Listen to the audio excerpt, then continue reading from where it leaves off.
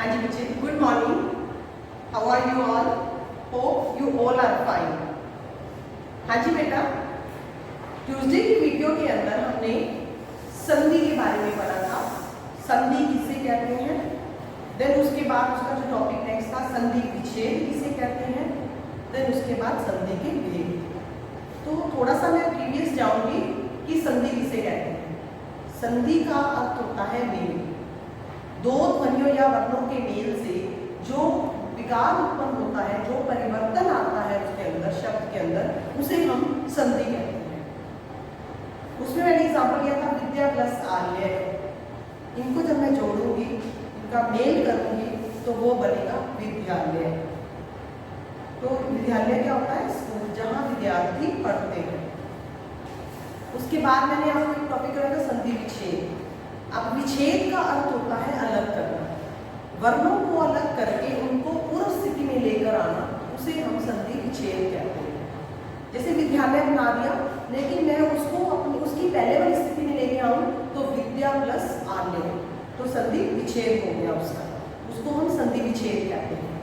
तीसरे इसकी बात की संधि के भेद। संधि के तीन भेद होते हैं। फर्स्ट स्वर संधि, सेकंड व्यंजन संधि और थर्ड क्या था? विसर्ग संधि। तो जो मेरी पहली वीडियो थी उसमें हमने स्वर संधि के बारे में बहुत अच्छे से पढ़ा था कि उसके 5 भेद होते हैं। तो उन 5 भेदों के बारे में पढ़ने के बाद जो आज हम पढ़ने जा रहे हैं वो है व्यंजन संधि और विसर्ग संधि। तो सबसे पहले मैं आपको व्यंजन संधि समझाऊंगी। व्यंजन संधि किसे कहते हैं? व्यंजन और स्वर, व्यंजन और स्वर तथा व्यंजन और व्यंजन का आपस में जब मेल होता है और जो मेल होने पर जो परिवर्तन आता है उसे हम व्यंजन संधि कहते हैं। व्यंजन और स्वर तथा व्यंजन और व्यंजन, कहने का भाव है कि एक तरफ व्यंजन और दूसरी तरफ स्वर आ जाए, और या व्यंजन प्लस व्यंजन आ जाए, दोनों तरफ ही व्यंजन हो, तो जब उनको हम मेल करें उनमें जो विकार उत्पन्न होगा, जो परिवर्तन होगा, उसे हम व्यंजन संधि कहते हैं। मैंने यहाँ पे 2 एग्जाम्पल लिए हैं व्यंजन संधि के। सबसे पहला मैंने लिया है जगत प्लस ईश। जगत तो क्या है? व्यंजन है, और ई क्या है? स्वर है। व्यंजन प्लस स्वर, तो मैंने इसको जब जोड़ा तो ये क्या बन गया? जगदीश। जगत प्लस ईश, जगदीश। सेकेंड मैंने जो लिया है सत प्लस आचार। तो क्या है? व्यंजन है, और आ क्या है? स्वर है। सत प्लस आचार, व्यंजन प्लस स्वर का कॉम्बिनेशन है। जब इनको हम मिलाएंगे तो ये क्या बन जाएगा? सदाचार। तो ये इनके मेल से जो इसमें परिवर्तन आया है वो शब्द बनेगा सदाचार। ये तो बेटे हो गया आपका व्यंजन संधि। मेनली जो आपकी बुक के अंदर है वो स्वर संधि है, जो कि मैंने आपको बहुत अच्छे से पहले समझा दिया है। व्यंजन का भी मैंने आपको बता दिया। अब हम आगे चलते हैं विसर्ग संधि। विसर्ग संधि, विसर्ग पहले किससे बोलते हैं?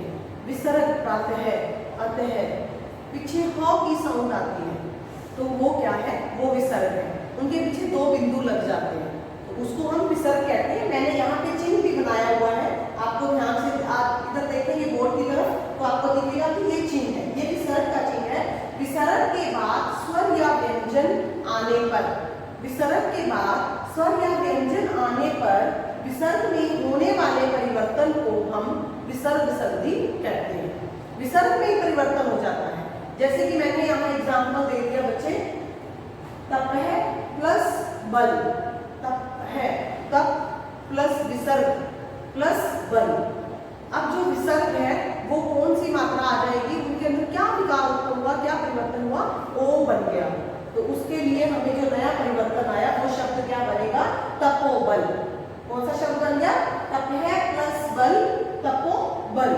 और दूसरा जो मैंने एग्जाम्पल दिया है मन है प्लस हर, यहाँ विसर्ग हट जाती है, क्योंकि विसर्ग को हटाने के बाद जो परिवर्तन बना है, जो नया शब्द बना है, उसे हम विसर्ग संधि कहते हैं। मन है प्लस हर, मनोहर, ओ की साउंड देती है वो मनोहर। तो आपकी बुक के अंदर बच्चे और भी बहुत सारे शब्द दिए हुए हैं, आप इनको ध्यान से पढ़ोगे। जो भी शब्द आपको क्लियर नहीं होगा, जब मेरी लाइव क्लास होगी मंडे को, तो आप अपने डाउट्स क्लियर कर सकते हैं। एक बार मैं इसके जो मेन पॉइंट्स हैं चैप्टर के, वो एक बार फिर मैं पढ़ रही हूँ, ध्यान से सुनेंगे आप। अध्याय संक्षेप के अंदर जो मेन पॉइंट्स दिए होते हैं, सबसे पहला पॉइंट है दो ध्वनियों के परस्पर मेल से जो परिवर्तन होता है उसे हम संधि कहते हैं। संधि किसे कहते हैं? जो दो ध्वनियों या वर्णों के परस्पर मेल से उसके अंदर जो विकार उत्पन्न होता है। दूसरा है संधि के तीन भेद है, स्वर संधि, व्यंजन संधि और विसर्ग संधि। तीसरा इसका पॉइंट है कि स्वर संधि किसे कहते हैं? दो स्वरों के परस्पर मेल से उनमें जो परिवर्तन होता है। मैंने आपको स्वर संधि के बारे में बताया था कि उसमें सिर्फ स्वर और स्वर जोड़ते हैं, और जब दो स्वरों का आपस में मेल होने पर जो नया परिवर्तन आएगा उसे हम स्वर संधि कहते हैं। व्यंजन और स्वर और व्यंजन और व्यंजन का मेल होने से जो परिवर्तन होता है उसे हम व्यंजन संधि कहते हैं। ये इसका सेकंड लास्ट पॉइंट है। उसके बाद विसर्ग, विसर्ग के बाद स्वर या व्यंजन आने पर विसर्ग में होने वाले परिवर्तन को हम विसर्ग कहते हैं, विसर्ग संधि कहते हैं। तो बच्चे ये आपने इनके मेन पॉइंट्स थे जो कि पूरे चैप्टर को कवर कर रहे हैं कि इनके अंदर हमने जो स्पेशली टॉपिक्स पढ़े हैं वो क्या क्या है। तो मैंने इसको आपको ये पॉइंट्स बता दिए हैं, आपको समझा दिया है पूरा। फिर भी अगर आपको इसमें से किसी भी चीज में डाउट लगे तो आप लाइव क्लास में मेरे से पूछ सकते हो कि हमें ये चीज समझ नहीं आई, मैम दोबारा समझा दीजिए। और इसके बाद जो हम अपना नेक्स्ट वीडियो के ऊपर काम करेंगे वो हम करेंगे इसका अभ्यास कार्य, और मैं आपको इनके एक एक चीज के बारे में बहुत अच्छे से बताऊंगी, और आप भी बहुत अच्छे से ध्यान से सुनना और वीडियो को ध्यान से सुन के अपना जो बुकवर्क है खुद करने की कोशिश भी करना। देन उसके बाद जब मैं आपको PDF सेंड करूं तो आप मेरे आंसर्स के साथ अपने आंसर्स टैली कर लेना कि आपने कितने सही किए, आपको कितना समझ आया है। धन्यवाद। व्यंजन संधि क्या है? जब व्यंजन का व्यंजन से अथवा किसी स्वर से मेल हो जाता है और फिर शब्द में परिवर्तन होता है उसे व्यंजन संधि कहते हैं। जैसे शरद जमा चंद्र, शरचंद्र। किसी वर्ग के पहले वर्ण जैसे क, च, ट, त या प का मेल किसी वर्ग के तीसरे अथवा चौथे वर्ण से यानी य, र, ल, व और ह या किसी स्वर से हो जाए तो क को ग में, च को ज में, ट को ड में और प को ब में बदल देते हैं। जैसे क जमा ग, ग। इसका शब्द उदाहरण है दिक जमा गज, दिग्गज। क जमा ई, गी। शब्द उदाहरण देखें, वाक जमा ईश, वागीश। च जमा अ, ज। अच जमा अंत, अजंत। ट जमा आ, डा में बदल जाता है। शब्द उदाहरण देखें, षट जमा आनन, षडानन। प जमा ज, ज में बदल जाता है। अब जमा ज, अब्ज।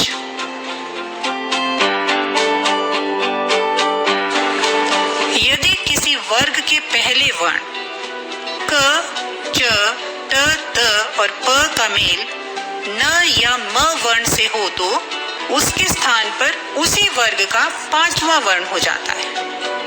उदाहरण देखें, क जमा म, ड में बदल जाता है। उदाहरण देखें, वाक जमा में, वाडम्य, वाडम्य। अ जमा म, अण में बदल जाता है। षट जमा मास, षण्मास। त जमा न में बदल जाता है। उत जमा नयन, उत्तरायण। त का मेल ग, घ, द, ध, ब, भ, य, र, व या किसी स्वर से हो जाए तो द हो जाता है। इसके कुछ उदाहरण देखें, त जमा भ, ध्व। सत जमा भावना, सद्भावना। त जमा ई, दी में बदल जाता है। जगत जमा ईश, जगदीश। त जमा भ, ध्व। भगवत जमा भक्ति, भगवत भक्ति। त से परे च ज होने पर झ में, ज ट होने पर ठ में, ट ड होने पर ढ, ड और ल होने पर ल हो जाता है। जैसे त जमा च, च, उत जमा चारण, उच्चारण, त जमा ज, ज में बदल जाता है, सत जमा जन, सज्जन। त का मेल यदि श से हो तो त को च और श का छ बन जाता है। जैसे त जमा श, छ, उत जमा श्वास, उच्छ्वास, त जमा श, छ, उत जमा शिष्ट, उच्छिष्ट। त का मेल यदि ह से हो तो त का द और ह का ध हो जाता है। जैसे त जमा ह, ध, उत जमा हार, उद्धार, त जमा ह भी ध में बदल जाता है। जैसे उत जमा हर्ण, उद्धरण, त जमा ह भी ध में बदल जाता है, तत् जमा हित, तद्धित। स्वर के बाद यदि छ वर्ण आ जाए तो छ से पहले च वर्ण बढ़ा दिया जाता है, यानी उससे पहले च और लगा दिया जाता है। इसका उदाहरण देखिए, अ जमा छ अच्छ में बदलता है, स्व जमा छंद, स्वच्छंद, आ जमा छ आछ में बदलता है, आ जमा छादन, आच्छादन। यदि म के बाद क से म तक कोई भी व्यंजन हो तो म अनुस्वार में बदल जाता है, यानी जब शब्द को बोलते हैं तो की आवाज आती है। म जमा च, किम जमा चित, किंचित, म जमा क, किम जमा कर में बदलता है, जैसे किंकर। म जमा क, सम जमा कल, संकल्प। म जमा च, सम जमा च, संचय। म के बाद म का द्वित्व हो जाता है, जैसे आधा म यानी म के नीचे हलंत लगा है और उसके बाद पूर्ण म आता है तो मम बन जाता है। सम जमा मति, सम्मति, म जमा म, मम, सम जमा मान, सम्मान।